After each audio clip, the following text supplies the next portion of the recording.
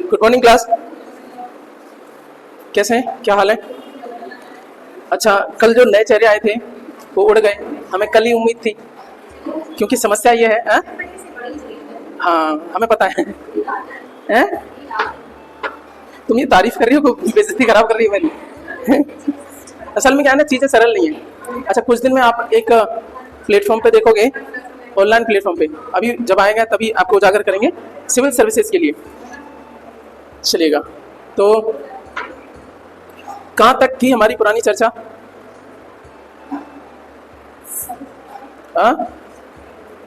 कुछ चीजें करी थी, देखिएगा क्या क्या करा था हमने। कल हमने यहाँ से करा था, ठीक है, कितने सत्र बुलाए जाते हैं, चुनाव में कौन शामिल होता है, ठीक है, ये सारी चीजें करी थी। कोरम क्या होता है, फिर उसके बाद में संसद सदस्य कितने दिन तक एब्सेंट रहता है तो उसका जो ना पता कट जाता है, वो 60 दिन वाला था। बहुत सारी चीजें करी थी। तो स्पीकर के बारे में भी हमने चर्चा करी थी। आरपीआई एक्ट में दोहरी यदि सदस्यता है तो कौन कब कैसे खारिज हो जाएगा, इस सारी चर्चा हुई थी। फिर हमारी और भी बातें हुई थी। लोकसभा अध्यक्ष की जो स्पीकर है उसकी पावर की बात करी थी। उसके बाद में संसद में जो नेता होते हैं कौन कौन होता है, कैसे होता है, विप क्या होता है, लोकपाल के संबंधित चर्चा करी थी, ठीक है। उसके बाद में हमने सेशन देखे, पार्लियामेंट के 3 सेशन होते हैं, बजट, मानसून, शीत वाला। आपके जो कार्यवाही होती है उसमें से आपका प्रश्न काल है, फिर उसके बाद में शून्यकाल है, उसके बाद में आपका प्रस्ताव और संकल्प आपके पारित होते हैं। प्रस्ताव और संकल्प में अंतर क्या है, ये कल हमने चर्चा करी थी थोड़ी बहुत। प्रस्ताव क्या होता है आपका, मोशन। अच्छा, संकल्प दोनों एक जैसे ही, प्रस्ताव जैसे रहता है, लेकिन जो संकल्प होता है वो कंप्लीट होता है अपने आप में, उसके लिए किसी और की जरूरत नहीं होती है, वो सफिशिएंट होता है, एक ही काफी होता है, ठीक है। बाद में कभी डिटेल करने को मौका मिलेगा तो हम बात करेंगे, ठीक है। अब जो आज का सेशन शुरू हो रहा है हमारा, संसद में विधायी प्रक्रिया। सर सबसे टिपिकल मान लीजिए, या लोगों को लगता है सबसे भारी वाला, वो शुरू करते हैं आपको और नींद का पिटारा खोलते हैं आज के लिए, ठीक है। इससे पता भी पड़ जाता है कि आप कितने ताकतवर हो। तो ये जादू की पुड़िया, अभी आपको नींद आएगी, ठीक है। मैं तो करूंगा समझाने की कोशिश, बट क्या है ना, सबके दिमाग की क्षमता के ऊपर रहता है, कितना वजन उठा पाते हो। जिम में जा रहे हो, 1-2 डंबल उठाने के बाद में आपका क्रैम्प आ जा रहे हैं, 2-4 दिन के बाद में छोड़ दे रहे हो, ऐसा होने लगता है, ठीक है। देखते हैं कितनी बहादुरी है। संसद में विधायी प्रक्रिया का मतलब क्या है सर, कैसे आपका विधेयक और क्या बन जाता है, अधिनियम तक पहुंचता है, उस प्रोसेस के बारे में चर्चा करेंगे अपन। लेजिस्लेटिव प्रोसीजर इन पार्लियामेंट, कैसे आपका विधायी जो प्रक्रिया शुरू होती है कि सबसे पहले जो पेश किया जाता है उसको कहते हैं सर आपके विधेयक, इंग्लिश में इसी को बिल कहा जाता है। जब ये दोनों हाउस में पारित हो जाता है फिर राष्ट्रपति महोदय के पास में जाता है साइन के लिए, क्योंकि हमने एक चर्चा करी थी संसद में कि कितने पार्ट हो गए सर आपके, एक तो राज्यसभा, लोकसभा और आपका राष्ट्रपति। राष्ट्रपति संसद का अभिन्न अंग है, क्योंकि बिना उसके साइन के कोई भी अधिनियम नहीं बनेगा, बिल ही बना रहेगा। जब तक ये पारित होगा तब भी इसको बिल ही कहते हैं और राष्ट्रपति के साइन के पास में जाएगा। अब राष्ट्रपति के पास में आर्टिकल 111 के तहत 3 पावर है सर, 3 तरीके से अपनी सहमति दे सकता है, नहीं दे सकता है, क्या करेगा, 3 रास्ते हैं उसके पास में, 3 विकल्प हैं। पहला तो ये कि सहमति दे दे तो तुरंत ही कहां पहुंच जाओगे, लास्ट में पहुंच जाओगे, अधिनियम बन गया, आया ना। दूसरा क्या, रोक सकता है, तो हमने विभिन्न प्रकार की क्या देखी थी, वीटो देखी थी, पॉकेट वीटो, रोक ले, नहीं कर रहा साइन, मनमर्जी। और तीसरा है आपका, इवन दो उसमें वीटो में आ जाता है कि वीटो में तो नहीं आएगा, लेकिन क्या है सर आपका कि पुनर्विचार करने की शक्ति है उसके पास में, तो वो पुनर्विचार के लिए भेज सकता है, वो नहीं मतलब भेज सकता है, लेकिन सर आपका कितने बार ऐसा कर सकता है, वो एक बार ही कर सकता है। ये कब से हुआ सर आपका एक बार करने का, 44 वाले से। 42 में तो बिल्कुल ही खत्म कर दिया था, 44 में कम से कम एक बार अनुमति दे दी थी। यहां तक बातें क्लियर हुई। तो सबसे पहले क्या होता है, विधेयक होता है, फिर दोनों हाउस में पारित होता है, राष्ट्रपति साइन करते हैं और अधिनियम बन जाता है। ये समझ में आ गया, इसी को विधायी प्रक्रिया कहेंगे। अब चल लेते हैं सर, आपका एक एक पॉइंट उठाएंगे। विधेयक सर कितने प्रकार के होते हैं, तो देखिएगा आपका साधारण विधेयक, धन विधेयक, वित्त विधेयक और संविधान संशोधन विधेयक, ये 4 प्रकार के विधेयक होते हैं आपके पास में। साधारण विधेयक जिसको पारित करने के लिए सामान्य बहुमत की जरूरत होती है। धन विधेयक, दूसरा हो गया मनी बिल, इसको बोला जाता है केवल मंत्री ही इसको प्रस्तुत करता है आर्टिकल 110 के तहत। वित्त विधेयक आर्टिकल 117 में फाइनेंस बिल की बात की गई है। सर फाइनेंस बिल 3 प्रकार के होते हैं। फाइनेंस बिल कितने प्रकार के होते हैं, 3 प्रकार के। आर्टिकल 110, अरे सर आपने मनी बिल की बात करी है, सर मनी बिल भी क्या होता है सर, फाइनेंस बिल ही होता है, ध्यान रखिएगा, ठीक है। तो इसमें आर्टिकल 117 में के तहत आपका वित्त क्या है, विधेयक है। और मैं बात करूं वित्त विधेयक आपके 3 प्रकार के। पहला हो गया सर मनी बिल, खुद इसमें अंतर वित्त विधेयक के अंतर्गत आता है। फिर उसके बाद में 117 का फर्स्ट है, वो वित्त विधेयक कौन से वाले हैं। फिर उसके बाद में 117 का 3 है। कुल मिला के वित्त विधेयक किसमें, 117 में, और मनी बिल किसमें आपका 110 में। अब आ जाओ सर संविधान संशोधन विधेयक, ऐसा विधेयक जिसके तहत हम क्या करवाते हैं, संविधान में कुछ संशोधन करने के लिए लाते हैं, उसको संविधान संशोधन विधेयक कहते हैं। और सर आर्टिकल कौन सा, 368 में प्रावधान किया गया है संविधान के संशोधन करने के लिए। मेरा प्रश्न ये है संविधान संशोधन करने की जो शक्ति है, या ये जो मतलब इंस्पायर्ड किस कॉन्स्टिट्यूशन से, बताओ किस देश के संविधान से प्रेरित हैं हम? ये दक्षिण अफ्रीका। बस सीधी सी बात है। चलो अब थोड़ा डिटेल कर लेते हैं। इन्हीं को उठाते हैं, इसको उठाते हैं, इसको रखेंगे यहाँ पे, लेके आते हैं सर आपके। साधारण विधेयक की बात करें तो किसी भी सदन में आपका प्रस्तुत किया जा सकता है। साधारण विधेयक के मसले पर क्या है? कौन से सर, कौन से सदन से शुरू करेंगे? किसी से भी शुरू कर लो, कोई दिक्कत नहीं है। अच्छा, इसके गतिरोध पर क्या होगा? गतिरोध का मतलब क्या है? साधारण विधेयक प्रस्तुत हुआ और गतिरोध का कहने का मतलब क्या? दूसरे हाउस में अस्वीकार कर दिया। साधारण विधेयक पे बात कर रहा हूं अभी। जो ऑर्डिनरी बिल होता है, मान लीजिए किसी राज्यसभा में शुरू करा या लोकसभा में शुरू करा, लोकसभा से शुरू करवा लेते हैं, ज्यादातर सरकारें प्रस्तुत करती है, हाँ है ना। तो मान लीजिए लोकसभा में तो उनका पावर होती है, तो इसलिए उन्होंने लोकसभा से शुरू करा और राज्यसभा ने रोक दिया। सर ऐसा अस्वीकार कर दिया या काम ही नहीं करा, उस पर 6 महीने से पड़ा हुआ है, काम ही नहीं कर रहे हैं, दो चीजें हो गई। गतिरोध कैसे देखने को मिलेगा? गतिरोध बताओ सर क्या है? मतलब गतिरोध यानी वो रुक गया, फाइनल कहानी पहुंच पाया, पास हुआ नहीं है साधारण विधेयक को लेकर के, तो गतिरोध देखने को मिला। पहला तो क्या है कि अस्वीकार कर दिया दूसरे हाउस ने, राज्यसभा ने, मतलब किधर से भी जा सकते हैं। अभी हम मान के चले कहां से, लोकसभा से चला है, तो दूसरे हाउस में बोले तो राज्यसभा में रुक गया, या फिर 6 महीने से उस पर कोई काम ही नहीं हुआ, लंबित पड़ा हुआ है। क्या हो गया सर? आपका 6 महीने तक लंबित रह जाए। उन्होंने कहा साधारण विधेयक है, क्या माथापच्ची करे फालतू की। तो ऐसी स्थिति में क्या लाई जा सकती है सर? आपकी संयुक्त बैठक का प्रावधान है आर्टिकल 108 में। आर्टिकल 108 में क्या है सर? आपका संयुक्त बैठक, जॉइंट सिटिंग किस पे आएगी? साधारण विधेयक पे आएगी। ठीक है, चलो ये आ गई जॉइंट सिटिंग 108 में। ठीक है, यहां तक हमारी बात होगी। तो इस बैठक में होगा क्या? प्रेजेंट एंड वोटिंग का क्या चाहिए? आपका बहुमत चाहिए, सिंपल वोटिंग वाला चाहिए, मेजोरिटी चाहिए। प्रेजेंट एंड वोटिंग का मतलब क्या है सर आपका? अब क्या कितना चाहिए सर आपका? तो सर प्रेजेंट और वोटिंग का मतलब कोरम पूरा हो जाए। सर बैठक कब चालू होगी? कोरम पे। कोरम कितना है सर? कल ही बताया था हमने, 1/10 है। अच्छा, राज्यसभा का कितना है? 1/10 है। ठीक है, ओवरऑल कितना हुए? लगभग 25। अच्छा, लोकसभा के कितने हो? 55। अच्छा, संयुक्त बैठक है, अब कोरम कितना चाहिए? तो 55 और 25 मिला दो, कितना हो गया? 80।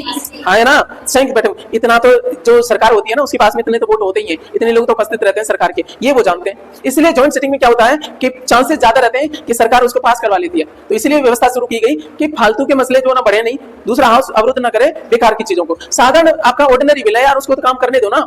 ठीक है, तो उसके लिए जॉइंट सिटिंग आई। और कैसा चाहिए? प्रेजेंट एंड वोटिंग की, ओवरऑल का नहीं, टोटल का नहीं, प्रेजेंट जितने हैं, प्रेजेंट का मतलब कोरम पूरा हो जाए। कम से कम कितना चाहिए? 80 चाहिए, तभी कोरम पूरा हो रहा है, क्योंकि दोनों हाउस एक हो गए, सिंपल चाहिए। अब सर पहली बात ये बताओ कि जॉइंट सिटिंग किस पे आ सकती है सर आपकी? ध्यान रखना, जॉइंट सिटिंग इस पे आएगी और 3 पे आएगी, जो विषम वाले इन पे आएगी, 1 3 पे आएगी। यानी कौन से पे? साधारण बिल पे। ठीक है, हिंदी में क्या बोलते हैं? विधेयक, साधारण विधेयक पे, और दूसरे आपके वित्त विधेयक पे, ऑर्डिनरी बिल और आपका फाइनेंस बिल, इन पे आएगी।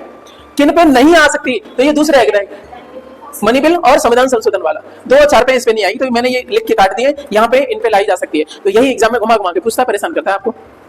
तो प्रश्न मेरा रहेगा, अभी मैं याद नहीं, मतलब पूछूंगा अभी मैं। ठीक है, अभी गौर से रखो। अच्छा, अब आ जाओ सर, आपने जॉइंट सिटिंग की तो बात कर दी, तो ये बताओ जॉइंट सिटिंग होगी तो अब अध्यक्षता कौन करेगा? तो हमने बोला पहले नंबर पर कौन है आपका? स्पीकर या अध्यक्ष। अच्छा, वो नहीं हो तो उपाध्यक्ष। अच्छा, वो भी नहीं हो तो उप सभापति। दूसरे हाउस में पहुंच गए आप। लेकिन उपसभापति भी ना हो तो सभापति नहीं, उधर मत जाना। यदि उसी को लाना होता तो उपसभापति थे पहले ले आते ना सभापति। कहने का मतलब उपराष्ट्रपति उसको कभी भी प्रेसाइड नहीं करता है। अच्छा, आप ये तो बताया नहीं सर, उपसभापति भी ना हो तो क्या होगा? तो कॉन्स्टिट्यूशन में व्यवस्था की गई है कि संसद पे डिसाइड करेगी किसको प्रेसाइड करवाना है, लेकिन सभापति बोले तो वो प्रेसाइड नहीं करेगा, वो अध्यक्षता नहीं करेगा। क्या मैं विजन क्लियर करवा पाया?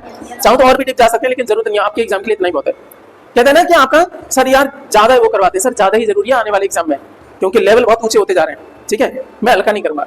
और जब आप थोड़ा विस्तार में पढ़ लेते हो तो चीजें क्लियर और ज्यादा होती है। अब अध्यक्षता की बात करेंगे, एग्जामिनर घुमा देगा तो घूम जाओगे। यहाँ पे कर ले यार, कितना है? अध्यक्ष नहीं है तो उपाध्यक्ष करेगा, सॉरी क्या, हाँ उपाध्यक्ष सही बात है, डिप्टी स्पीकर करेगा। और वो भी नहीं है तो दूसरे हाउस में जाओगे, लेकिन सभापति को नहीं उठाओगे। यानी कहने का मतलब उपराष्ट्रपति इसको प्रेसाइड नहीं करेगा, जॉइंट सिटिंग को उपाध्यक्ष उपसभापति कर सकता है। और ये भी नहीं होगा तो फिर संसद डिसाइड करेगी। ठीक है, इतनी बात लिखी हुई है। चलो यहाँ तक बात आ गई। अब आ जाते हैं सर आपके कहाँ पे? साधारण किसकी विधेयक की बात होगी। अब लेके आते हैं सर आपका धन विधेयक की बात करेंगे। इसको इंग्लिश में कहते हैं मनी बिल।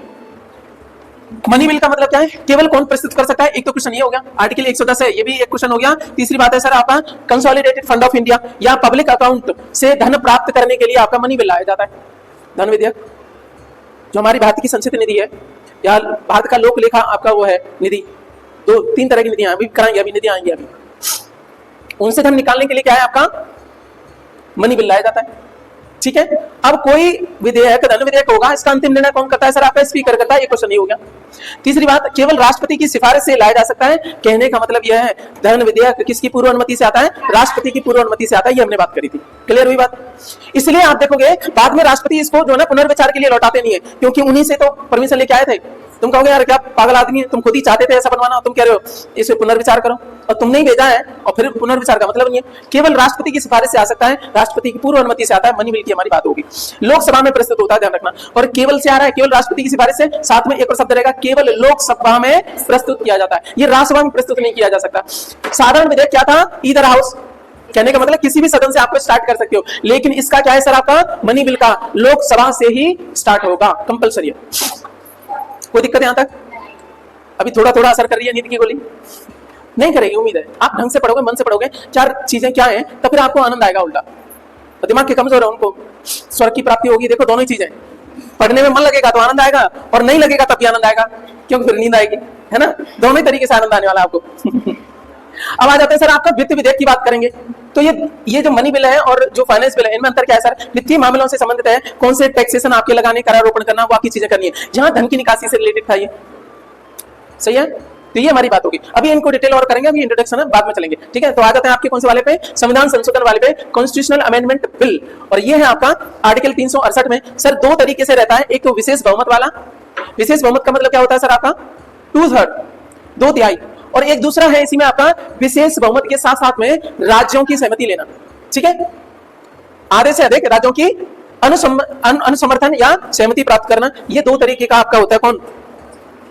संविधान संशोधन जो विधेयक है, इस तरीके से आपका पास होता है सर। ये हमारी बात होगी सर। एक चर्चा आपने नहीं बताई, जब संयुक्त बैठक हो रही है तो राज्यसभा लोकसभा दोनों के आपके हाउस शामिल हैं, तो दोनों के नियम अलग अलग हैं सर। जो सदन के संचालन के नियम अलग अलग है ना, राज्यसभा के अलग है, लोकसभा के अलग है। अब जॉइंट सिटिंग में बताओ किसके नियम लगेंगे? लोकसभा वाले नियम चलेंगे कि राज्यसभा वाले? सोच के देखो, आप बता दोगे लॉजिकली लोकसभा वाले, क्योंकि व्यवस्था किसको, हिंट कौन सी है? जब स्पीकर ही प्रिसाइड कर रहा तो अपने नियम चलाएगा ना, है ना? तो ध्यान रखना, कार्यवाही जो है ना लोकसभा के नियमों के अनुसार होती है। ध्यान रखिएगा, किसके नियमों के अनुसार? लोकसभा के नियमों के अनुसार होती है। तो आज तक अभी प्रश्न नहीं पूछा, लेकिन अगले दिन पूछ लेता हूं। जो संयुक्त बैठक होती है तो जो कार्यवाही होती है किन के नियमों के अनुसार होती है? वो कहेगा आपका लोकसभा के नियमों के अनुसार, वो कहेगा राज्यसभा के नियमों के अनुसार, वो कहेगा राष्ट्रपति निर्धारित करते हैं, तीसरा कहेगा संसद निर्धारित करती है, या कहेगा उपरोक्त में तीनों के मिला जुला एक नया ऑप्शन बना देगा। समझ आई? तो किसके अनुसार रहेगा? हिंट ध्यान रखो, कौन सा? स्पीकर प्रिसाइड करता है तो आपका लोकसभा के नियमों के अनुसार ही होता है, ध्यान रखिएगा। ये सारी चीजें होगी। चलते हैं सर आगे। एक बात और रहेगी सर आपकी, जो वित्त विधेयक है सर आपका, तो वित्त विधेयक हमने बड़ा कर दिया। कौन सा देख रहे हैं आपका वेन डायग्राम? उसमें भीतर क्या है सर आपका? धन विधेयक। तो प्रश्न क्या है? सभी धन विधेयक क्या है आपके? वित्त विधेयक है, लेकिन सभी वित्त विधेयक धन विधेयक, क्योंकि सभी वित्त विधेयक में ये खाली रह गया, है ना? लेकिन धन विधेयक तो कौन सी प्लेट में रखा है? वित्त की में। वेन डायग्राम पढ़े आपने, ठीक है ना? सभी वित्त विधेयक धन विधेयक क्यों नहीं है सर? ये वाला खाली रह गया, ये वाला धन विधेयक नहीं है, ये नहीं है, ये नहीं है, ये नहीं है, बहुत सारे पॉइंट है। लेकिन बात करेंगे धन विधेयक वित्त विधेयक है तो उसी के ऊपर ही है। तो सभी धन विधेयक क्या है? वित्त विधेयक है, लेकिन सभी वित्त विधेयक धन विधेयक नहीं है, क्योंकि दूसरे बच गए सर। एक ही हिस्सा तो धन विधेयक है, बाकी हिस्सा तो क्या है? अन्य मामलों से जुड़े हुए हैं सर, ठीक है। चलो आपकी बात करते हैं। अब आ जाते हैं सर आपके दूसरे सेगमेंट पे। ये दूसरी खुराक आपकी आपको समर्पित है। अब है बजट, ठीक है। ये देश का शासन चलाएंगे। चलो, नहीं आज तो पता नहीं उम्मीद सी दिख रही है, सब लोग एकदम जागरूक से लग रहे हैं, पता नहीं किस बात में। कुछ तो गड़बड़ हुआ है? या तो ताकतवर हो गए हो, बुद्धि की क्षमता बढ़ गई। चलो अब हमारा कौन सा टॉपिक है? बजट को लेकर के। पॉलिटी में बजट जो है ना बड़ा मायने रखता है, क्योंकि इसी पे सारे हंगामे होते हैं। बजट के लिए सारा आर्टिकल कितना है? 112। संविधान में क्या बजट शब्द है? नहीं। इसको किस नाम से जाना जाता है? वार्षिक वित्तीय विवरण, एनुअल फाइनेंशियल स्टेटमेंट, ठीक है। अच्छा, जब हमने बात करी वार्षिक वित्तीय विवरण की बात करेंगे तो ये देख लीजिएगा वित्त वर्ष होती कौन सी, कहां से कहां तक है सर? आपका फाइनेंशियल ईयर कौन सी है इस देश की? तो 1 अप्रैल से 31 मार्च होती है। ये भी एक क्वेश्चन है सर। आपका बजट पेश कब होता है? 1 फरवरी को होता है। ये तीसरा क्वेश्चन हो गया। अब हम बात करेंगे सर बजट जो है ना आपका 1921 में 1921 में आपका स्टार्ट होता है टेक्निकली। फिर उसके बाद में देखोगे आप तो 1924 में एक समिति है, एक वर्ग समिति, उसने क्या करा? इसको 2 भागों में बांटने की कोशिश करी थी। वो कौन से थे आपके? रेल बजट और आम बजट। तो प्रश्न आता है कि शुरुआत में 1924 में रेल बजट को आम बजट से अलग किया गया था किस समिति की सिफारिश पे? एक वर्ग समिति। कौन सा आपका? दूसरा रहेगा अभी हाल ही में 2017 में इसको फिर से क्या कर दिया? आम बजट में शामिल कर दिया। क्योंकि सर उस टाइम पे ऐसा रहता था, जो आम बजट होता था, अंग्रेज हमारे ऊपर खर्च तो कुछ करते नहीं थे, तो तुम कहोगे कि बाकी रहते थे, लेकिन रेलवे उनका बड़ा विभाग था, तो पूरा का पूरा जो ना कई बार आम बजट से ऊपर हो जाता था रेल बजट, तो अलग से बजट बनाना पड़ा। लेकिन अभी क्या है कि हमारे देश का बजट जो है ना, अब इतना नहीं है कि रेलवे का बजट बहुत ज्यादा हो जाता है, हालांकि बड़ा आपका पीएसयू है, पब्लिक सेक्टर अंडरटेकिंग है, लेकिन फिर भी क्या रहता है आपका, अब जो है ना बाकी डिपार्टमेंट भी बड़े हो गए। अंग्रेज ऐसा नहीं करते थे, इसलिए इनको अलग रखा गया आम बजट से रेल बजट को। कब? 1924 में। कौन सी समिति की सिफारिश में? एक और समिति की। अब बात करेंगे इसको कब एक कर दिया गया है? 2017 में एक कर दिया गया है। यूनियन बजट के रूप में जाना जाता है। अब ये अलग अलग नहीं है सर, ये जो पास होता है 6 चरण में पास होता है। बजट को पास करने के लिए कितने चरण चाहिए सर? आपके 6 चरण चाहिए। देखते हैं कौन कौन से हैं। सबसे पहले क्या होगा सर? आपका बजट का प्रस्तुतिकरण होगा।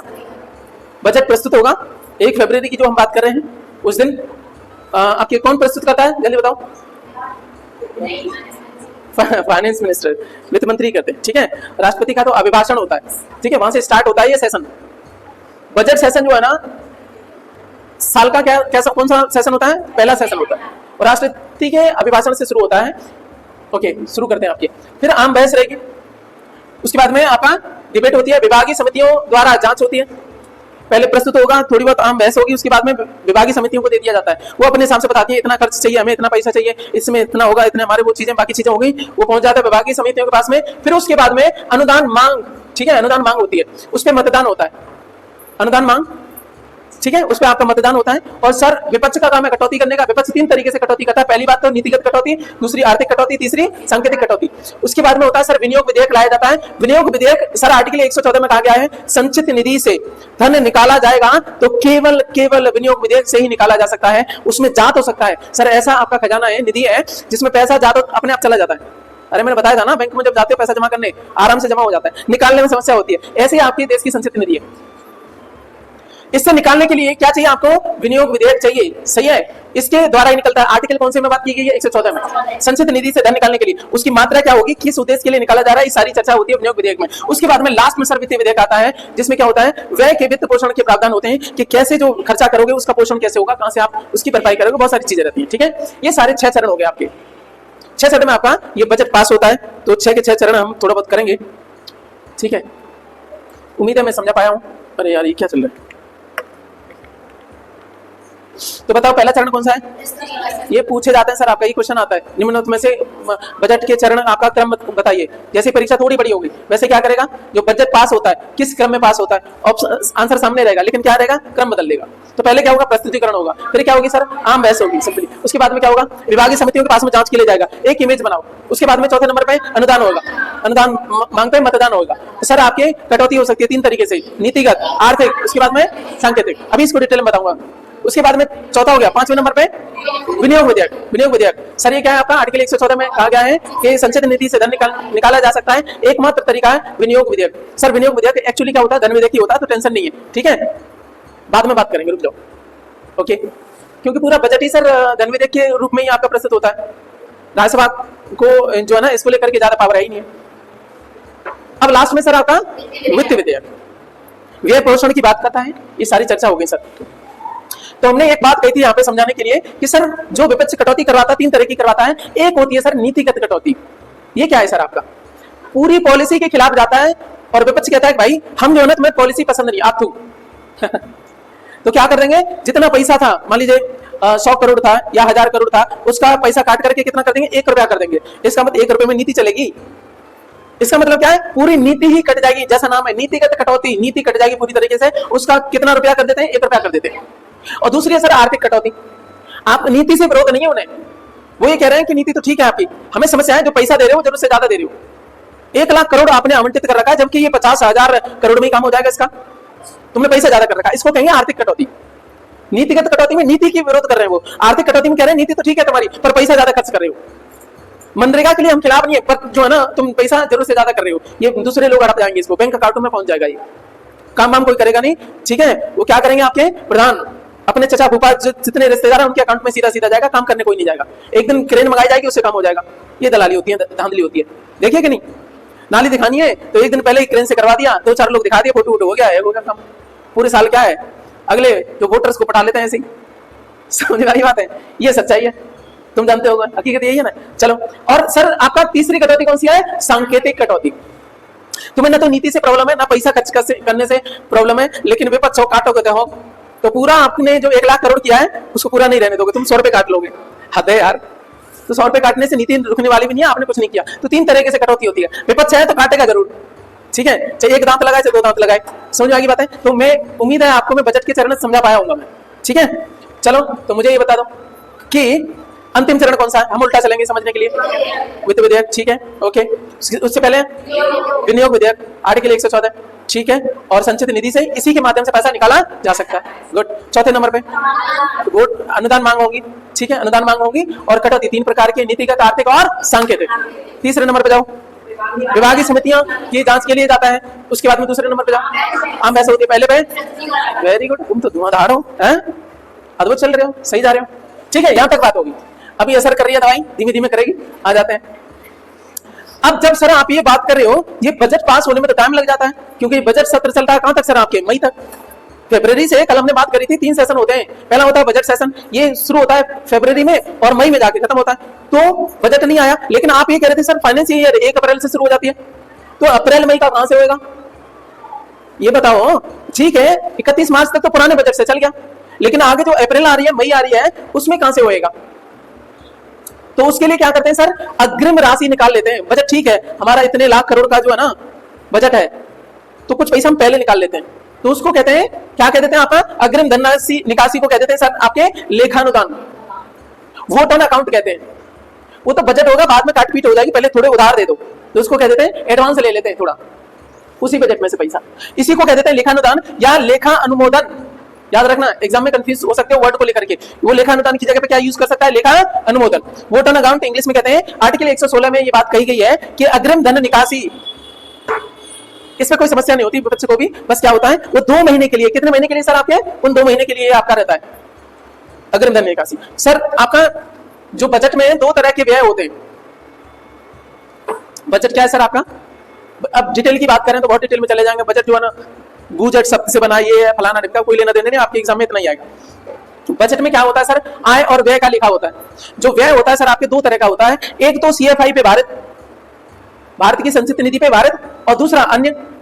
अब ये 2 तरह का व्यय कैसा हो गया सर आपका? सीएफआई पे या संचित निधि पे भारत का मतलब क्या है सर? आपके कुछ पद ऐसे हैं जिनको क्या है, जो आपके संचित निधि पे भारत है, जैसे आपके राष्ट्रपति, उपराष्ट्रपति, महान्यायवादी हो गया, और आपके ये जो न्यायाधीश वगैरह हो गए, एंड सो ऑन, राज्यपाल हो गया, संचित निधि पे भारत है। ऐसे भारत व्यय पर सर आपका मतदान नहीं होता है। चर्चा हो जाती है, थोड़ी बहुत बहस होगी, ठीक है, लेकिन मतदान नहीं होता है, क्योंकि इनकी गरिमा बचाने के लिए इनको भी तुम वोटिंग करते रहोगे तो हो जाएगा, गड़बड़ हो जाएगा सारा खेल।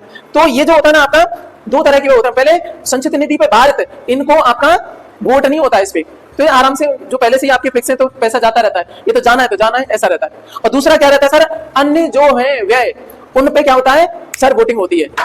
यही तो होता है सर, आपके मतदान जो होता है वो उन्हीं पे होता है, अन्य पे, भारत वाले पे नहीं। उतना तो खर्चा कह देते हैं कि ये तो संचित निधि पे भारत वाला है, भारत सरकार कह देती है ये तो जाना ही जाना है, इस पे तो सोचना ही नहीं है। 2 तरह के व्यय समझ में आ गए बजट में जो रहते हैं। आय भी 2 तरह की होती है, उसको बाद में बात करेंगे, तुम्हारे एग्जाम के लिए इतने होता है, नहीं तो गड़बड़ हो जाता। ओके, चलो अब संसदीय समितियों की बात करेंगे, क्योंकि अभी आपने चर्चा करी थी कौन से, यहां से क्वेश्चन रहता है एग्जाम में।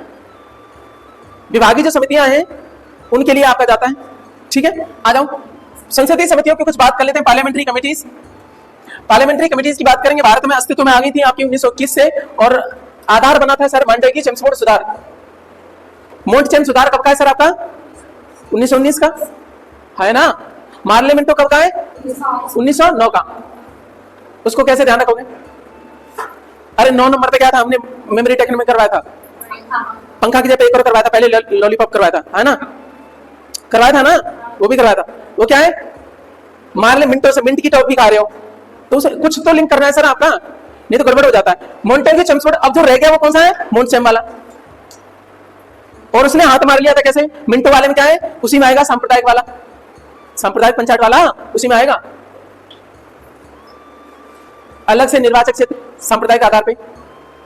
किस में था? मार्ले मिंटो वाले ने हाथ मार लिया था, हमें क्या है तोड़ने का। ये छोटी छोटी टेक्निक है। अभी जो संवैधानिक विकास वाला है तो मैं रिकॉर्डेड वीडियो डाल दूंगा, आपको रिकॉर्ड करके डाल दूंगा, क्लासेस तो नहीं होंगी, ठीक है। तो यहां तक बात समझ में आ गई? यहां तक बात समझ में आई?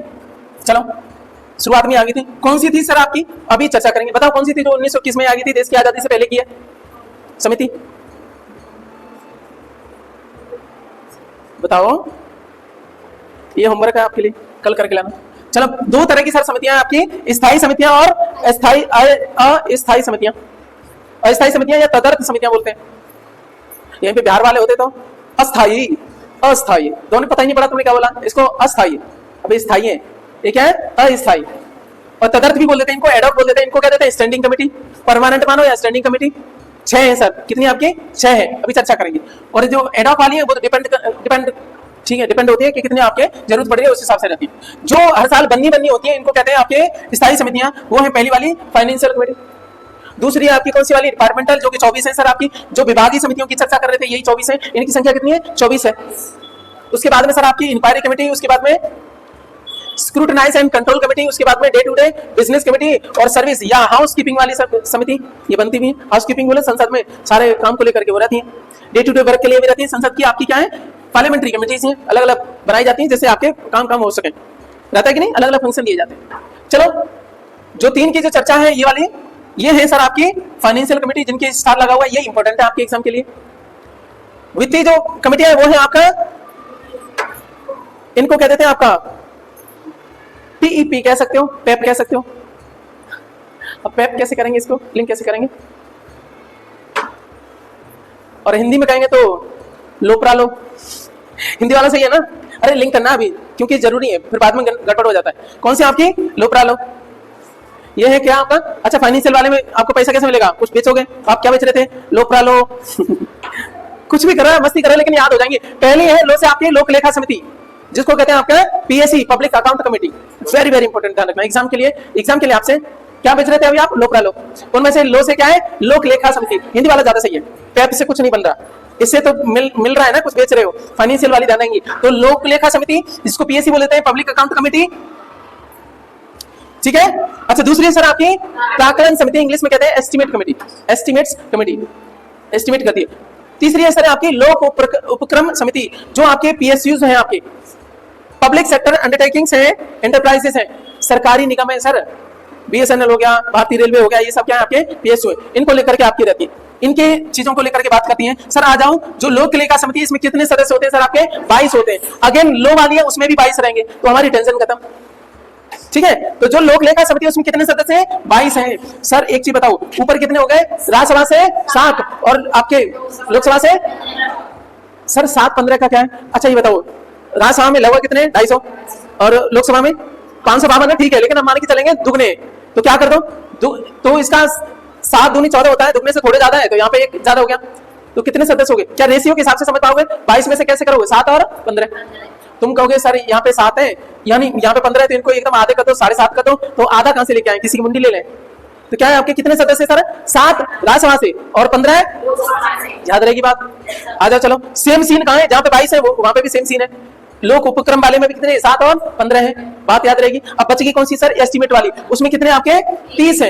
ये एस्टिमेट बनाती है, एस्टिमेट कौन बनाएगा? और इसमें ध्यान रखना सारे के सारे सदस्य कहां से हैं? लोकसभा से हैं। एस्टिमेट कमेटी में सारे, अच्छा अध्यक्ष भी कहां से रहेगा? सत्ताधारी दल का ही रहेगा, लोकसभा से रहता है। एस्टिमेट कमेटी की बात होगी। 3 हमारी फाइनेंशियल कमेटी, और उनकी हमने चर्चा कर ली। कौन सी वाले सर? ये स्टार यहाँ लगा हुआ है, यहाँ से लग के तीनों की हमने चर्चा कर ली। मुझे उम्मीद है आपको याद होगी, ठीक है। देखो सबसे टिपिकल पोर्शन हमने कितने आसानी से याद किया। संसदीय समितियों की हमने बात करी थी, 2 प्रकार की संसदीय समितियां। पहली होगी सर आपकी स्थायी समिति, जो कि 6 प्रकार की, दूसरी होगी आपकी तदर्थ या एडॉक या अस्थायी वाली, ठीक है। पहले जो स्थायी वाली 6 प्रकार की, उनमें से बहुत टाइप की है, एक ध्यान रखनी है फाइनेंशियल वाली, कोई नहीं डिटेल में पूछने वाला। बड़ी परीक्षा होगी तो इसको नोट में रखा हुआ पढ़ लेना एक बार, छोटी परीक्षा में इतना इंपॉर्टेंट है। फाइनेंशियल वाली आपकी मुख्य रूप से कितनी, कौन सी आपकी? 3 है। कौन सी आपकी? लोपरा लो। क्या है आपकी? लोपरा लो। तो लो से लोक लेखा समिति, पब्लिक अकाउंट कमेटी, इसमें कितने सदस्य हैं? 22 हैं। राज्यसभा से कितने? लोकसभा से? Very good. अच्छा यहीं पे साथ में कर लेते हैं, लो जैसी है, इसमें जितना सेम सीन उसमें भी है, उसमें भी 22 है। लोक उपक्रम वाली में 22 है, सेम का है 7 और 15 का है। क्या याद हो रहा है? लिंक हो रहा है? किताब में कनेक्शन नहीं होता इन बातों का, नोट्स में आपके हिसाब से सुलझाया गया है।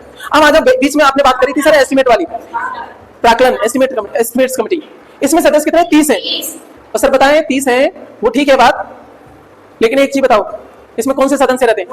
सारे के सारे लोकसभा से। इसका जो अध्यक्ष होता है कहां से होता है? सत्ताधारी दल से।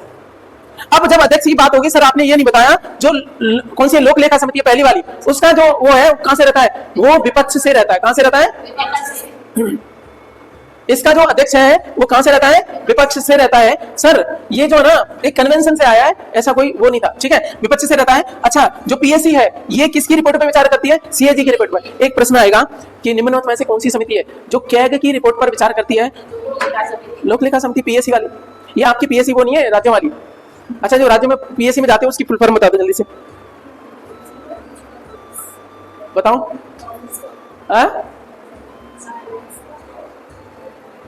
लेके आओ।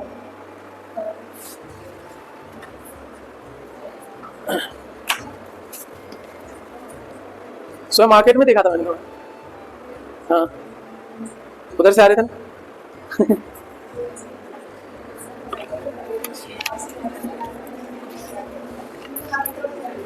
जल्दी बताओ। जो पीएससी होता है उसको कहते हैं प्रोविंशियल आर्म्ड, क्योंकि सशस्त्र होता है ना, वो लट पिटाई के लिए आते हैं। कॉन्स्टेबलरी, कॉन्स्टेबलरी, ठीक है, प्रोविंशियल आर्म्ड कॉन्स्टेबलरी, ये अलग है। पब्लिक अकाउंट कमेटी है सर आपका, ठीक है, लोक लेखा। यहां तक बात समझ में आ गई। सर एक बताओ, ये लोक उपक्रम वाली, इसका अध्यक्ष कौन होगा? इसके अध्यक्ष को जो है ना लोकसभा अध्यक्ष चुनता है, उसके द्वारा डिसाइड किया जाता है, तो उसमें कोई टेंशन नहीं लेनी।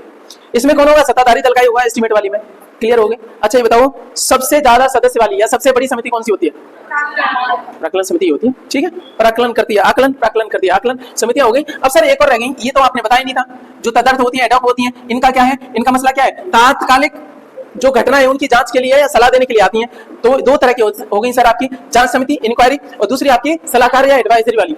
तो इंक्वायरी वाली या आपकी एडवाइजरी वाली, ठीक है, ये सारी आपको नहीं गलत पहुंच गई, वो तो स्थायी वाली है, ये अलग है सर आपका। इंक्वायरी के लिए सलाह देने के लिए ये अलग से आपकी गठित की जाती है, तो इनका ऐसा ज्यादा इंपॉर्टेंस नहीं है, ये एग्जाम में भी नहीं आती। बस ध्यान रखना ये एडॉक होती है, एडॉक का मतलब टेम्परेरी, एडॉक टीचर होते हैं ना, परमानेंट नहीं होते, वैसे ही इनको ध्यान रखना है। इनमें से भी ध्यान रखें कौन सी वाली? आपकी फाइनेंशियल वाली। डिपार्टमेंटल कितनी? 24 है, इतनी ही जानकारी रखनी है आपको एग्जाम के लिहाज से। सर चलते हैं आपके अगले टॉपिक पे, पहुंच गए आपके राज्य विधानमंडल पे। राज्यों की विधायिका पे हम आ गए, केंद्रीय विधायिका यानी संसद की हमने चर्चा कर ली। अब हम बात करेंगे राज्यों की विधायिका को। राज्यों में विधानमंडल होते हैं, वो क्या बनाते हैं? विधान बनाते हैं, कानून बनाते हैं, सारी चीजें हम बात करेंगे कैसे क्या। अब देखिएगा, राज्य विधानमंडल में आपके दो सदन देखने को मिलेंगे। पहला कौन सा है सर आपका? विधानसभा और विधान परिषद और विधानसभा। लेकिन ये 6 में ही देखने को मिलता है, बाकी में नहीं है ये, लेकिन कंपलसरी ये समय पाया जाएगा। क्या? विधानसभा। अब मेरा प्रश्न ये 6 कौन से हैं? पहली बात तो ये बताओ। यूपी, बिहार, महाराष्ट्र, कर्नाटक, आंध्र प्रदेश, तेलंगाना। चलो ठीक है।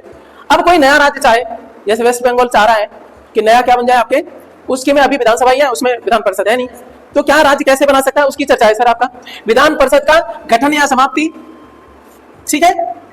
विधानसभा कितने वोट डाले सर आपके? 2/3 से संसद के पास में भेजे, और उसके बाद में साधारण बहुमत से संसद क्या करेगी? लेजिस्लेटिव काउंसिल को बना देगी। फिर से बात करो सर, मैंने क्या बात कही? मैंने एक बात बताई, मान लीजिए आप पश्चिम बंगाल से हो, आपका मन कर रहा है, और पश्चिम बंगाल वाले साबिर हैं कि हमारे राज्य में क्या हो जाए? विधान परिषद बन जाए। जुगाड़ नहीं लग रहा है, गड़बड़ हो रही है, कोई हमारा नई मेंबर पहुंच पाएगा तो आपके विधान परिषद से पहुंचा देंगे। चलो ठीक है, बना सकते हो। तो अभी जो आपकी विधानसभा है, मान लीजिए तुम्हारी विधानसभा है, बंगाल वाले से हो, तुम में से कितना वोट चाहिए? 2/3 वोट करने चाहिए, साधारण वाला नहीं चाहिए। 2/3 वोट से पास कर दें रेजोल्यूशन, और वो पहुंचा दें संसद के पास में। हम केवल साधारण बहुमत से ही उसको पास कर देंगे, और हम कहेंगे ठीक है, बन गई तुम्हारी क्या? विधान परिषद। विधान परिषद का गठन ऐसे ही सेम तरीका है सर विधान परिषद हटाने का। आप रेजोल्यूशन पास करोगे 2/3 से ही, वो जाएगा संसद के पास में, संसद क्या कर देगी? इकट्ठा कर देगी, ठीक है। तो ये हमारा तरीका है। कुल मिला के हमारी बन गई क्या? विधान परिषद। समझ में आ गई? इसका विधान परिषद का जो अध्यक्ष होता है उसको क्या बोलते हैं? सभापति। उपसभापति यहाँ पे होता है। विधानसभा में क्या होता है? अध्यक्ष, उपाध्यक्ष। ये सेम सीन है सर आपका, कौन सा वाला? सेंटर वाला।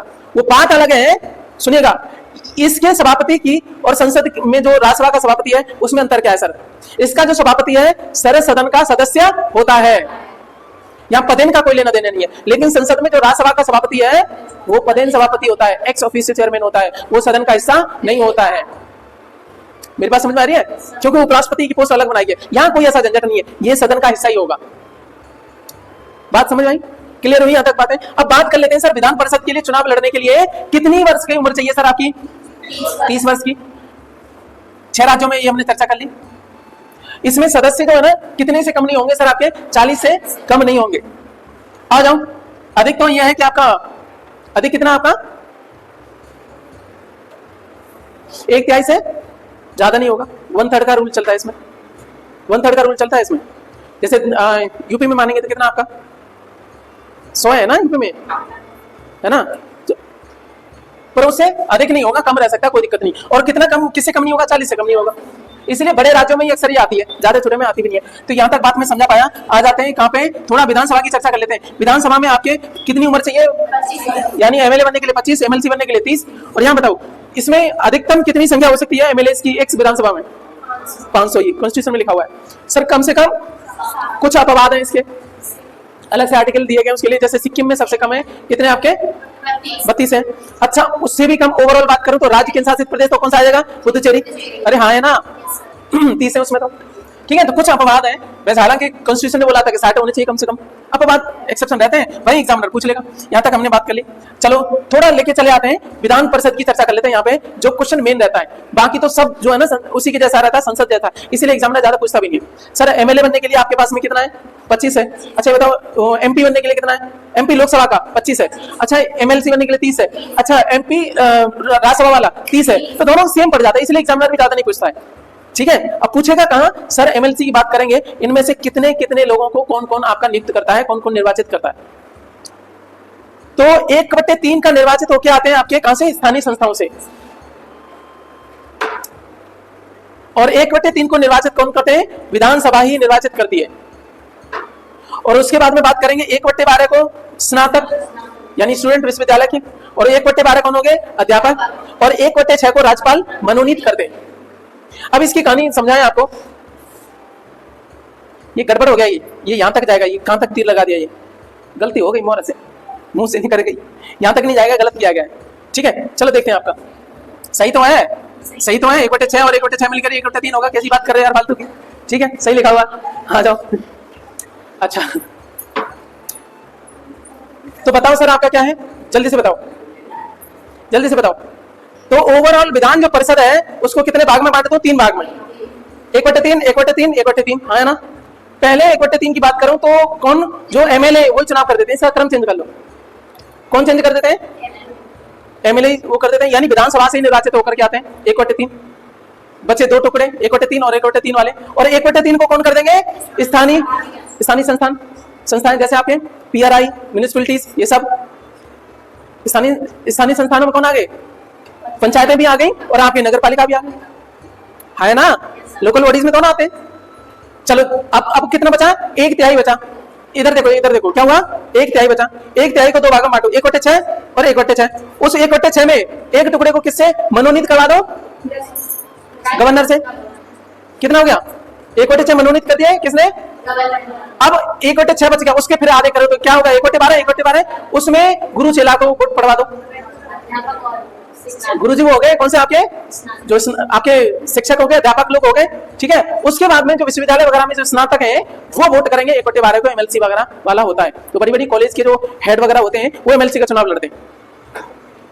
बातें समझ में आई? अब मेरा प्रश्न रहेगा, क्या सारा चार्ट याद हुआ? तो ये बताओ, किसी के पल्ले नहीं पड़ा हो तो एक बार देख लो। मुझे लग रहा है कि कुछ लोग तुम्हारे तो पल्ले पड़ गया, कुछ लोग मुंह फाड़ के देख रहे हैं। तो मैंने क्या बात करी सर? आपके पूरे को 3 टुकड़ों में बांटा, 1/3, 1/3 और ये पूरा हिस्सा 1/3। तो 1/3 स्थानीय संस्थानों ने, या फिर तुम पहले शुरुआत कर लो तो विधानसभा के लोगों ने, एमएलए लोगों ने 1/3 का निर्वाचन किया और 1 टुकड़े का निर्वाचन किया स्थानीय संस्थाओं ने। ओके, उसके बाद में जो बच गया 1/3, उसके क्या करे? 2 टुकड़े करे, 1/6 फिर 1/6। इनमें से 1/6 से राज्यपाल से मनोनीत करवा दो। इनका निर्वाचन नहीं होता है, राज्यपाल। कहने का मतलब क्या है? सीएम वगैरह के दिमाग से चलता है कि किन किन लोगों को पहुंचाना है वहां पे 1/6 को। बहुत बड़ी बात है ये सर एमएलसी को, इसलिए सेटिंग बनाए रखा करो सीएम से। कभी पहुंच सकते हो, एमएलसी बन सकते हो। हाँ है ये, आगे पहुंच जाओ। सर ये राज्यपाल किस आधार पे करेगा? लास्ट प्लस सहकारिता आंदोलन, आया ना? लास्ट बोले तो लिटरेचर, आर्ट, साइंस और सोशल सर्विस, याद है? ये राज्यपाल के पास में एक आधार ज्यादा है, सहकारिता वाला। प्रेसिडेंट के पास में कितने लाश ही है? लास्ट का क्या कर रहे हैं, बदबू आ जाएगी। सर ये बच गया कौन सा, एक बार है स्नातक और अध्यापक की चर्चा हो गई। सर एग्जाम में क्वेश्चन ये आता है खूब अच्छा खासा कि जो विधान परिषद के लिए जो कौन है विधानसभा कितने जो सदस्यों को निर्वाचित करती है, तो 1/3 को, ये बट्टे में ध्यान रखना। स्थानीय संस्थाएं कितनों का करती हैं सर आपके 1/3 का, और राज्यपाल कितने को मनोनीत करते हैं 1/6 को। सर अध्यापक और विश्वविद्यालय के स्नातक आपके 1/6 को, और अलग अलग बात करें तो 1/12 क्लियर। तो ये सबसे टिपिकल था। अब आ जाते हैं सर आपके निधियों पे चर्चा करेंगे। निधि की चर्चा करेंगे। आपके मुख्य रूप से नदियां जो है ना आपकी 3 प्रकार की देखने को मिलती हैं, वैसे तो और भी हैं पर बात करेंगे। पावर कॉन्स्टिट्यूशन में आपके संसद को मिली हुई है बहुत सारी चीजों को लेकर के। भारत की संचित निधि जिसको कहते हैं consolidated fund of India, CFI ये लिखा हुआ है। पहली कौन सी है सर आपकी, भारत की संचित निधि। इसके लिए आर्टिकल कौन सा है, 266। अभी निधियां पूछूंगा, ठीक है, ध्यान रखना। आ जाओ, पहले कौन सी है सर आपकी भारत की संचित निधि, आर्टिकल है 266। और दूसरी है सर आपकी लोक लेखा, पब्लिक अकाउंट ऑफ इंडिया, इसको कहते हैं PI, पाई कह देते हैं। पहला कौन सा आपका CFI, दूसरे पे पाई, पब्लिक अकाउंट। सर 266 एक में क्या है CFI, 266 दो में क्या है PAI। सर लिंक में कॉन्स्टिट्यूशन में ऊपर नीचे चीजें लिखी रहती हैं, लेकिन मैं एक सीक्वेंस बनाया आपके ब्रेन के लिए। 266 एक में CFI, 266 के दो में आपका PAI, public account of India. लोक लेखा, भारत का लोक लेखा, भारत आगे जाएगा, भारत का लोक लेखा, इंग्लिश में अलग हो जाता है। अब तीसरी कौन सी सर आपकी, भारत की आकस्मिकता निधि, ये भी CFI है, लेकिन क्या है कंटेंजेंसी फंड ऑफ इंडिया, इसलिए इसको हिंदी में याद रखो। CFI करोगे तो फिर कंसोलिडेटेड और उसमें हो जाता है। कंटेंजेंसी बोले तो आकस्मिकता, जब एकदम से कोई समस्या आना पड़े तुम्हारे ऊपर, तो उसके लिए एक अलग से आपका एक पॉकेट बटुआ है। ये क्या है सर, अलग अलग बटुए पर्स है, लेकिन ये वो पर्स है इसमें केवल पैसा जाता है और वापस किससे निकलता है, केवल विनियोग विधेयक से। हाँ या ना, ठीक है, चलिएगा। तो इसकी बात करेंगे सर, ये क्या है आपका कंटेंजेंसी फंड ऑफ इंडिया। इसकी चर्चा है सर किसमें, आपके आर्टिकल 267।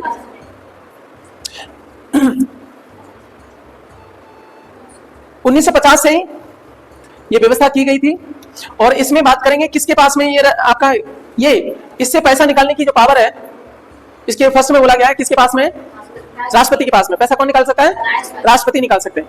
ऑब्वियस सी बात है, PM सलाह देंगे उनके आधार पे, यानी जो कंटेंजेंसी फंड है उससे आपका पैसा निकाला जा सकता है आराम से। इससे संसद से आपके वो लेने की जरूरत नहीं है, आपकी परमिशन लेने की जरूरत नहीं है। इसमें क्या है सर आपकी, इसमें संसद की पूर्व अनुमति जरूरत है, इसमें भी संसद की जरूरत है अनुमति, लेकिन बाद में अनुमति जरूरत है। इसमें संसद की अनुमति की जरूरत ही नहीं है। मैं टेक्निकल चीजें और घुसा दी, क्या मैं समझा पा रहा हूं आपको। सर पूर्व अनुमति कौन सा है, विनियोग विधेयक, उसके बिना तो निकलेगा नहीं। तो ये क्लियर हो गया। इसमें भी संसद की पाई में भी जरूरत है, लेकिन बाद में, ठीक है। अच्छा, लेकिन कंटेंजेंसी में कोई अनुमति की जरूरत नहीं है। क्या मैं तीनों चीजें अलग करवा पाया, समझा पाया। चलो अच्छा, ये बताओ कि सर ये किसके पास में रहता है पैसा, हम चुरा ले जाकर के, तो जाओ कहां पे जाओगे, वित्त सचिव जो है, जो फाइनेंस सेक्रेटरी है, उसके पास में रहता है, पकड़ लेना किसी दिन, ठीक है।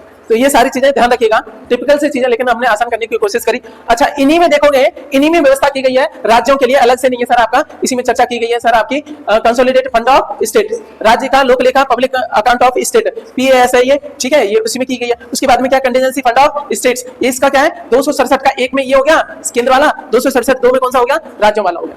ठीक है सर, इतनी चर्चा समझ में आ गई, क्लियर है। कोई समस्या, शिकायत किसी को, आपत्ति, संपत्ति, दंपत्ति, चायपत्ती कुछ है तो बता देना, ठीक है। वैसे भी चाय की तो जरूरत है कि तुम्हें जितना आपका नशा आ रहा है ना। चलो, अब आपका दूसरा टॉपिक है सर, आपकी विधायी प्रक्रिया से आप बाहर निकल आए, अब केंद्र राज्य संबंधों की बात करेंगे। सिंपल सी बात है और खत्म कहानी, जल्दी जल्दी। केंद्र राज्य संबंध की बात करेंगे, सेंट्रल स्टेट रिलेशन की। भाग कौन से में, भाग 11 में सर आपका संघ व राज्यों के बीच में संबंध की चर्चा है। सर इसमें बात करेंगे कौन सी अनुसूची में है सर आपके केंद्र राज्य संबंधों की बात करेंगे, तो ये है सर आपके 7वीं अनुसूची में। और इसी में है सर आपके कौन सी 3 अनुसूचियां, 3 सूचियां, कौन सी वाली आपकी, संघ सूची, राज्य सूची और संमति सूची, ठीक है। बस ये केंद्र राज्य संबंध है। अब स्पीड से बढ़ेगा ये वाला जिस आ जाएगा क्वेश्चन तो ठीक, नहीं तो उड़ा दो।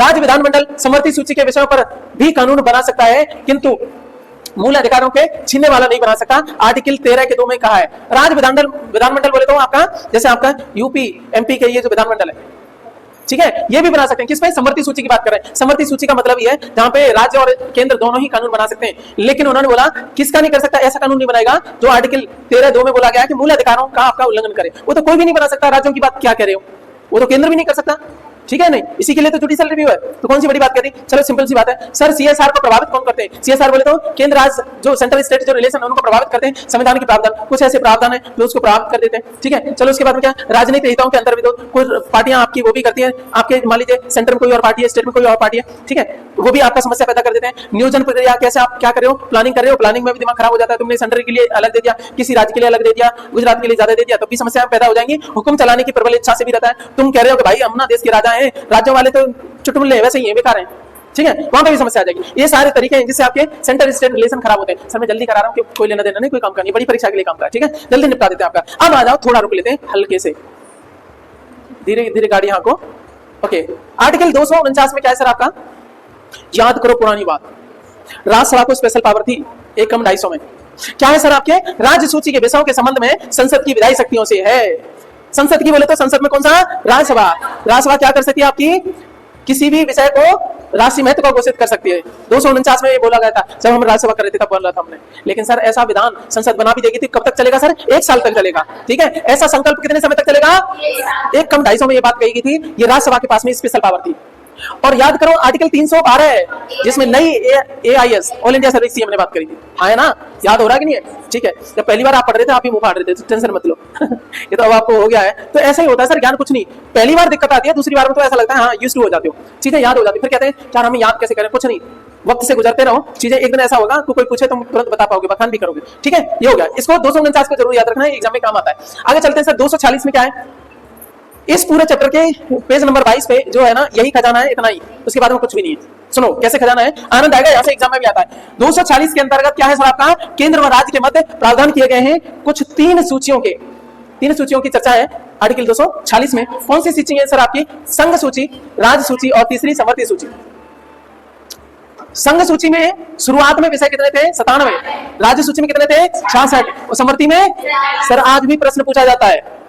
आर्टिकल 240 में शुरुआत में कितने विषय थे, तो 97, 66 और 43, ध्यान रखना। लेकिन वर्तमान में कितने हैं भाई साहब, 3-5 कर दी, संघ सूची में कितने आ गए, 100 हो गए, कुछ विषय बढ़ गए। और इसमें कितने हो गए सर, इनका संबंध क्या है, इनका संबंध उल्टा सीधा है, ध्यान रखना। 5 यहां से छीने, 5 यहां दे दिए, राज्यों से छीन लिए 5 विषय, 5 छीनोगे 66 में कितने हो गए, 61, और सर 47 में 5 जोड़ोगे तो 52, अरे 47 में 3 जोड़ो तो कितने हो गए, 50, और 5 में से 3 इधर ले लिए तो 2 ही तो बचे 52 हो गए कि नहीं, कई बार दिमाग नहीं चलता है, चलवा दिया, कितना हो गया पंडित जी। तो सुनो, अच्छा देखो इससे क्या हुआ, इस बात पे भी आलोचना होती है केंद्र की, कहते हैं तुमने यहाँ वैसे बढ़ाए, हमें कोई आपत्ति नहीं थी, संपत्ति नहीं थी, दंपत्ति नहीं थी, चापत्ति क्या नहीं था यार, जो भी नहीं था। लेकिन एक चीज बताओ, तुमने हमसे यहां से छीन के यहां दे दिए, कहने का मतलब है राज्य कहेगा, केंद्र कहेगा कि हमने तो यार संपत्ति में किया, हमने खुद थोड़े ना लिए।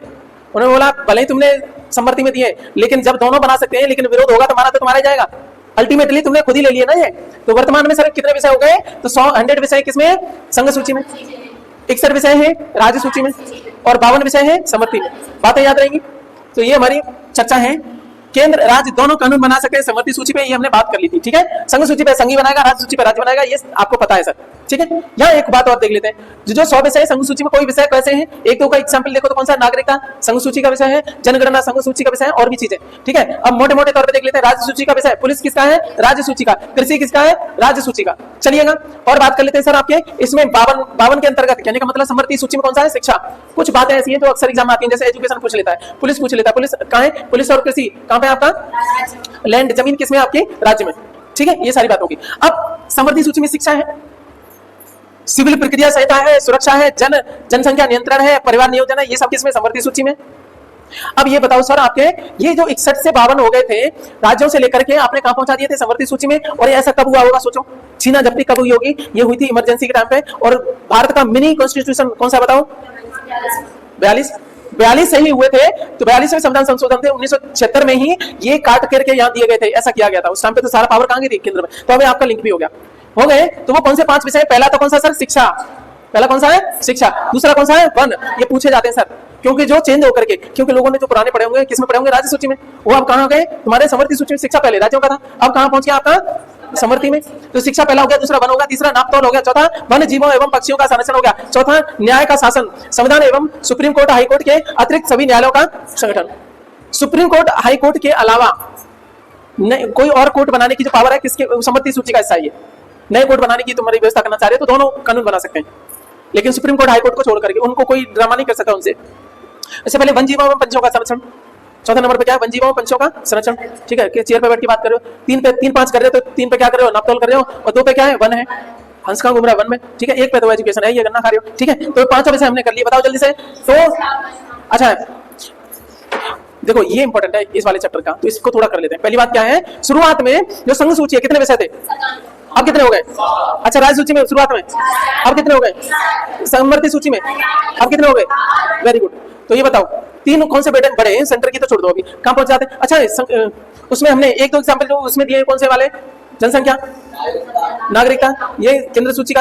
अच्छा, राज्य सूची का बताओ, पुलिस, कृषि, ठीक है, लैंड वगैरह, ये सब आपके और भी बाद में बात करेंगे। आ जाओ कहां पे, ये मैंने आपके समवर्ती सूची वाला, समवर्ती सूची में शिक्षा हो गया, जनसंख्या। अच्छा, जनसंख्या नियंत्रण किसका है, समवर्ती सूची का, और जनसंख्या किसका है?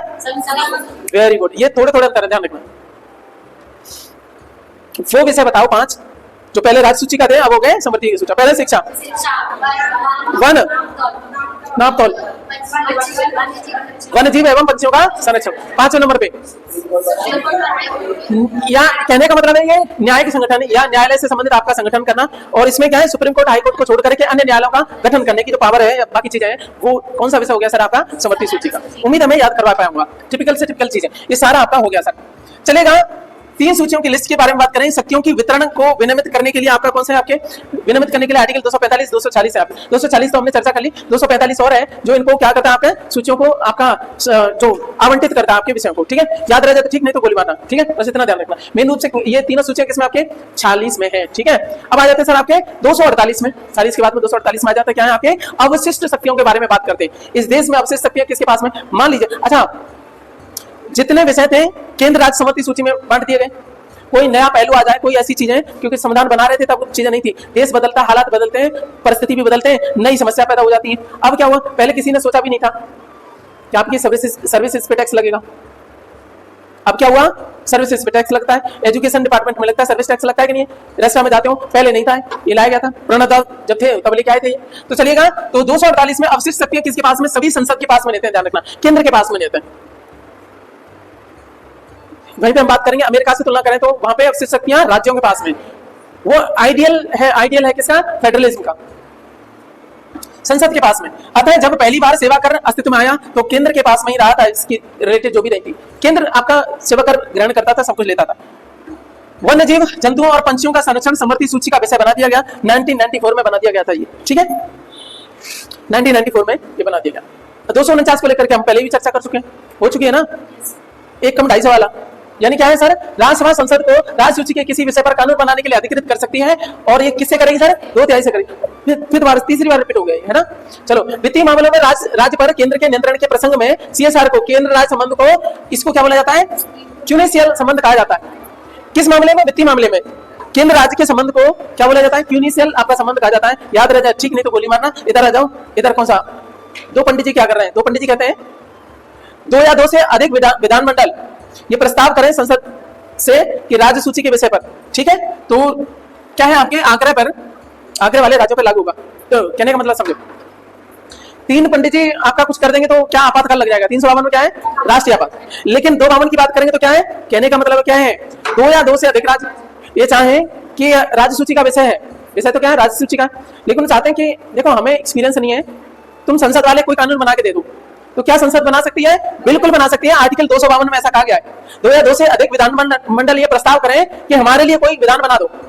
समझ में आ रही है बात, क्या है तो क्या है, संसद ऐसे विषयों पे, राज्य सूची के विषय पे काम कर सकती है, बना सकती है। कौन से वालों पे, जिनमें 2 से 2 अधिक विधानमंडल खुद चाहते तो। लेकिन एक ध्यान रखना, मान लीजिए गुजरात ने बोला और राजस्थान ने बोला, लेकिन पश्चिम बंगाल ने नहीं बोला है, तो लागू किन पे होंगे, जिन्होंने आग्रह करा उन्हीं पे लागू होंगे। ये नहीं है कि उन पे भी बन जाएंगे, वो फाड़ के लगाम लेना। ऐसे तो कोई भी इनके जो सत्ताधारी दल वाले राज्यों का कोई भी करवा देगा, सब राज्य में लागू करवा देगा, वो कहेगा सब पे बनाओ, हम नहीं बनाना चाह रहे, तो हो गया किल। समझ में आते हैं, तो उन्हीं पे लागू होगा, टेंशन नहीं है, आग्रह करने वाले राज्यों पे लागू होगा। अखिल भारतीय सेवाओं के मामले में बात करते हैं, ये हमारी चर्चा हुई थी पहले भी, ये हो चुका टॉपिक, इसको करते ही हम खत्म करेंगे। इंपॉर्टेंट है अखिल भारतीय सेवाएं, ऑल इंडिया सर्विसेज, इसको हम कर चुके हैं। ठीक है, इसके चयन एवं प्रशिक्षण का कार्य जो है ना केंद्र सरकार करती है। चयन कौन करता है, राज्य सरकार। ट्रेनिंग कौन करवाती है, सॉरी केंद्र सरकार। जैसे IAS है, यूपीएससी करवाती है कि नहीं, और आप देखोगे क्या है, ट्रेनिंग भी कौन करती है आपकी? केंद्र सरकार। केंद्र सरकार करती है। लेकिन नियुक्त अधिकारी भी कौन है? केंद्र है और राज्य भी है, दोनों में नियुक्त होते हैं आपके। नियुक्त अधिकारी कहां जाते हैं? केंद्र में भी जाते हैं, राज्यों में भी जाते हैं। तात्कालिक नियंत्रण राज्य का रहता है, लेकिन अंतिम नियंत्रण किसका रहता है? केंद्र का रहता है। दोनों सरकारों का अधीन कार्य करते हैं ये केंद्र। अंतिम निर्णय आपका केंद्र सरकार का रहता है, तात्कालिक नियंत्रण यहाँ पे रहता है। एक समझाने के लिए उदाहरण लेता हूँ, आईएएस का यूपीएससी के थ्रू जाता है, लबासना में ट्रेनिंग करता है, और कहीं कहाँ होगा? राज्य में ही तो रहेगा, किसी जिले में काम करेगा, ठीक है, और वेतन भाड़ा भी मिलेगा कहां से? उसी राज्य सरकार से मिलेगा। ये गेम है। तो जो पैसा दे रहा नियंत्रण तो रखेगा, राज्य सरकार के नियंत्रण रहते हैं, लेकिन जरूरत से ज्यादा नहीं। वो कह देगा भाई देख तूने मेरे को नियंत्रण नहीं किया, वो नहीं किया, मैं फाइनली आंसरेबल हूं किसके लिए? राष्ट्रपति के लिए। कहने का मतलब केंद्र सरकार के लिए। इसलिए टसनबाजी चलती रहती है। इसलिए देखोगे ज्यादातर राज्य सरकारें पीसीएस वगैरह पे ज्यादा विश्वास दिखाती हैं। वो कहती हैं ये तो ना पर बस आती नहीं है, उनके चलती नहीं है। वो कोशिश करती है कि पीसीएस को जो ना आईएएस बना दे प्रोविंशियल सर्विसेज से। बाद में कभी मसला है, अंतिम है, उसमें डिबेट है, करवाएंगे, यहाँ पे मैटर ही नहीं है। अभी तुम मालूम कर रहे हो, तुम क्यों कर रहे हो, क्यों के चक्कर में वो करूंगा तो पूरी जना भांग फैल जाएगी। इतने पे तो सुबह ले रहे लोग। चलो यहाँ तक बात समझ आई। केंद्र राज्य संबंध से रिलेटेड आपकी समितियां वेरी वेरी इंपॉर्टेंट, एग्जाम में भी आ जाता है। केंद्र राज्य संबंधों को बढ़ाने के लिए, लड़ाई ना हो केंद्र सरकार में राज्य सरकार में, उनके अच्छे के लिए कुछ आयोग आए थे। चलिएगा, सबसे पहला आयोग है सरकारिया आयोग है, गठन हुआ था 1990 में। ज्यादातर इनमें आपके कौन है? आपके जस्टिस हैं ये लोग। सरकारी आयोग का गठन किया गया था 1990 में। प्रश्न आएगा सरकारी आयोग का संबंध किससे है? केंद्र राज्य संबंधों से। और अगला है सर आपका राजमन्नार समिति, इसका भी संबंध किससे है? केंद्र राज्य संबंधों से है। और पुंछी आयोग, पुंछी आयोग, पुंछी ये भी आपके चीफ वो रह चुके हैं, जस्टिस रह चुके हैं, ठीक है। पुंछी आयोग, इसका भी संबंध है किससे आपके? ये जरूरी नहीं है, इन्होंने हो सकता है इन आयोगों ने और मैं भी काम किया हूं, पर ये फिलहाल बात करेंगे इनका संबंध किससे है? केंद्र राज्य संबंधों से भी है, ठीक है। अच्छा, ये इंपॉर्टेंट है, वेरी वेरी इंपॉर्टेंट है, अक्सर एग्जाम में आता है। चलेगा, तो बात करते हैं सरकारी आयोग की। तो इसने क्या किया था? सबसे प्रमुख आयोग भी है, सीएसआर की समीक्षा के लिए सरकारी आयोग गठन किया गया था। स्थापना हुई थी, ठीक है, स्थापना या समर्थन करने के लिए स्थायी अंतर्राज्यीय परिषद के लिए। प्रश्न आएगा जो अंतर्राज्यीय क्या है? परिषद है, इंटर स्टेट काउंसिल है, इनके गठन के लिए किसने सिफारिश करी या किसके आधार पर आया? सरकारी आयोग की सिफारिश के आधार पर अंतर्राज्यीय परिषदों का गठन हुआ। अंतर सरकारी परिषदों की भी हमने बात करी थी, ठीक है। गठन हेतु अधिकृत किया गया किसको? राष्ट्रपति को। कौन गठित कर सकता है इंटर स्टेट काउंसिल को? तो प्रेसिडेंट कर सकते हैं। ये हमने चर्चा पहले कर चुके हैं, यहाँ पे चीजें समझ में आई होंगी ज्यादा, ठीक है। अब टॉपिक आपका हो चुका है, सारी बातें वही हैं, केवल रिपीट की गई हैं, ये नया टॉपिक नहीं है। देखो आप खुद देखो, बस मुंह मत फाड़ना, देखो कुछ भी नया नहीं है। कुछ अपवाद है, राज्य सूची के विषय पर भी केंद्र क्या बना सकता है? कानून बना सकता है, विधि बना सकता है। वो कौन से? संसद को शक्ति प्राप्त है, ठीक है। ओवर स्टेट लिस्ट तो कौन कौन सी है? पहला क्या है आपको भी पता है, 249 के तहत क्या कर देगा? आरएस प्रस्ताव कर दे 2/3 से। चलो दूसरा कौन सा है? 352 में राष्ट्रीय आपात पे भी, हाँ, स्टेट लिस्ट पे कब बनानी पावर मिल जाती है? राष्ट्रीय आपात के टाइम पे। दूसरा हो गया। तीसरा कौन सा है? 2 पंडित जी, 3 पंडित जी की बात होगी, 2 पंडित जी 2 या 2 से अधिक राज्य करें, आग्रह करें, वो बात अलग है कि उन्हीं राज्यों पे लगेगा, लेकिन है तो स्टेट लिस्ट पे बना तो दिया। अब सर चौथा बताओ, अंतरराष्ट्रीय संधि या समझौतों को लागू करने के लिए भी है, जैसे ट्रिप्स और जेनेवा जो कन्वेंशन हुआ था उसको लागू करने के लिए भी जरूरत पड़ेगी तो स्टेट लिस्ट पे बना सकती है। किनके? अंतरराष्ट्रीय संधि के लिए। ये आईएएस में पूछा गया था इस तरीके से, ये वाले 1-2 डाल करके, कुछ नहीं, परीक्षा वही रहती है। आजा चलो सर आपका 5वां देखते हैं। आपका 5वां वाला कौन सा है? 356 के तहत राष्ट्रपति शासन में। आपको पता है जब राष्ट्रपति शासन हो गया तो वो तो क्या हो जाएगा? काम नहीं करेगा, जरूरत पड़ेगी तो कौन बनाएगी? संसद बनाएगी। कहने का मतलब उस टाइम पे मिल जाता है, ठीक है। बट संबंधित राज्य से संबंधित ही करेगी, जिसमें राष्ट्रपति शासन है, ये नहीं है सब राज्यों पे कर लेगी, ठीक है। और ऐसा कब हुआ था? 1977 से 80 के बीच में हुआ था। जनता पार्टी और ये आईएनसी वाली थी, ठीक है। चलो बाद में बात करेंगे, अभी इससे रिलेटेड हमने 5 पॉइंट करे। 5 पॉइंट में बताओ कौन सा है? पहला पॉइंट बताओ। 249 राज्यसभा आपका, उसके बाद में 352 राष्ट्रपति शासन, 252 2 या 2 से अधिक राज्य चाहे, चौथे पे अंतरराष्ट्रीय संधि समझौते को लागू करने के लिए, और 356 राष्ट्रपति शासन के दौरान, ठीक है, लेकिन उसी राज्य में होगा। ये सारी चीजें हो गई। अब कुछ बातें कौन सी रह गई इनको देख लेते हैं। 2 बात रह गई है बस, ये है। अरे क्या कर दिया?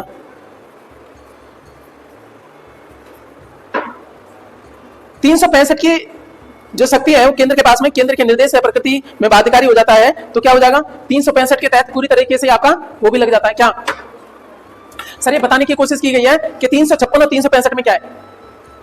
ठीक है। जो कार्यकारी शक्तियां जो एग्जीक्यूटिव पावर है किनके पास में आ जाती है? केंद्र सरकार के पास में आ जाती है, क्योंकि केंद्र के निर्देश को कौन नहीं मान रहा है? प्रकृति में बाध्यकारी है। केंद्र के निर्देश कैसे हैं? प्रकृति में बाध्यकारी है 365 के तहत। केंद्र के निर्देश कौन से वाले हैं सर? केंद्र सूची वाले। केंद्र सूची वाले जितने विषय हैं लगेंगे तो सब राज्यों पे ही, केंद्र कहीं अलग थोड़े ना है। और राज्य मना कर दे तो क्या कहेगा? तेरा दिमाग खराब है, कैसे ये बाध्यकारी है प्रकृति में, मानना तो पड़ेगा। नहीं मानोगे तो क्या कर देंगे? अगेन उल्टा पहुंच गया कहां पे? राष्ट्रपति शासन लगा देंगे। और जब राष्ट्रपति शासन 365 के तहत लगेगा तो उनका जो है ना आपका वो क्या कहते हैं उसको, बर्खास्त कर दिया जाएगा। विधानसभा बर्खास्त कर दी जाएगी, ध्यान रखना, वो काम ही नहीं करेगी। विधानसभा नहीं कहेंगे, एक्चुअली मंत्रिमंडल। मंत्रिमंडल, विधानमंडल तो पूरा हाउस हो गया, गड़बड़ कर रहे हो। मंत्रिमंडल या मंत्रिपरिषद वो आपकी भंग कर दी जाएगी। अब पूरी तरह से संसद काम करेगी। लेकिन सुनो, अब वापस आओ 356 में क्या है सर? 356 में अंदर बताओ। 356 में राष्ट्रपति शासन तो लग जाता है, लेकिन यहां कंपलसरी नहीं है कि विधान परिषद को भी खत्म करे वो। हाँ, वो जो है ना एक विधायक के रूप में काम नहीं करेगा, विधायन तो होगा संसद में, लेकिन ध्यान रखना मंत्रिपरिषद बना रहता है, वो भंग करे ना करे वो कोई ज्यादा दिक्कत नहीं है। लेकिन ध्यान रखना 365 में कंपलसरी है कि मंत्रिपरिषद को भंग ही कर देंगे। तुम बड़े आपके क्या बन रहे हो? होशियार बन रहे हो। ठीक है, ये सारी चर्चा है। तो आज का टास्क आपका खत्म हो गया। और आज का टास्क क्या था आपका? पेज नंबर 21 और 22 दोनों हमने खत्म कर दिए। ठीक है, और आपको नींद नहीं आई, बहुत अच्छा हुआ। अब आपका नया सेगमेंट चलेगा इंग्लिश का। ठीक है, कंजंक्शन से शुरू होगा। ये 4 दिन में आपके सारी क्लासेस खत्म होने वाली है। ठीक है, तो इसको रिवाइज करिएगा, पढ़ते रहिएगा, खुश रहिएगा, ख्याल रखिएगा।